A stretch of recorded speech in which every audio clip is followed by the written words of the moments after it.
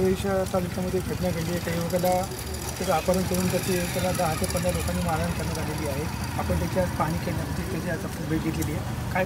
काय सांगा? जे अमानुष पद्धतीने त्या युवकाला मारहाण करण्यात आलेली आहे आणि त्याला मारहाण करणारे देखील काही युवकच आहेत आणि त्यांनी जी माहिती सांगितली त्याच्यावरून अर्थार्थी संबंध नसताना त्याला केवळ संशयावरनं उचलून एका निर्जन स्थळी नेऊन त्याला मारहाण केलेली आहे आणि मारहाण देखील त्याला अतिशय निगृण पद्धतीने केलेली आहे. त्याच्या शरीरावरचे ते सगळे वळ पाहिल्यानंतर लक्षात येतं, त्याच्या त्या फाईलमध्ये जे काही वर्णन लिहिलेलं आहे त्यावरून लक्षात येतं ते एकंदरीत कायदा आणि सुव्यवस्था परत एकदा बीडमध्ये हातात घेण्याचा हा प्रकार झालेला आहे.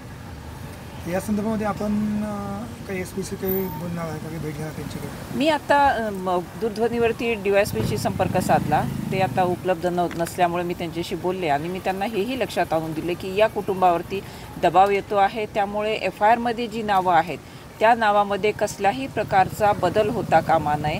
उलट यामध्ये आरोपींची संख्या वाढावी किंवा वाढू शकते, परंतु त्या FIRमधनं कुणाची नावं निघणार नाहीत आणि या कुटुंबावरती त्या कुणाची नावं न घेण्याबाबत जो दबाव येतो आहे तो देखील येणार नाही याची पोलीस प्रशासनाने काळजी घेतली पाहिजे. पोलिसांनी 10 लोकांवर गुन्हा दाखल करण्यात आलेला आहे. 7 मुलांना त्यांनी ताब्यात देखील घेण्यात आले आहे. त्यामुळे 2 मुलंही असल्याचे समजते.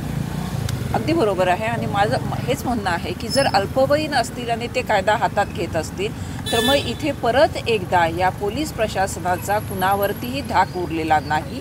ही बाब पुन्हा पुन्हा अधोरेखित होते आहे आणि ही पुरोगामी महाराष्ट्राला अजिबात शोभणारी नाही.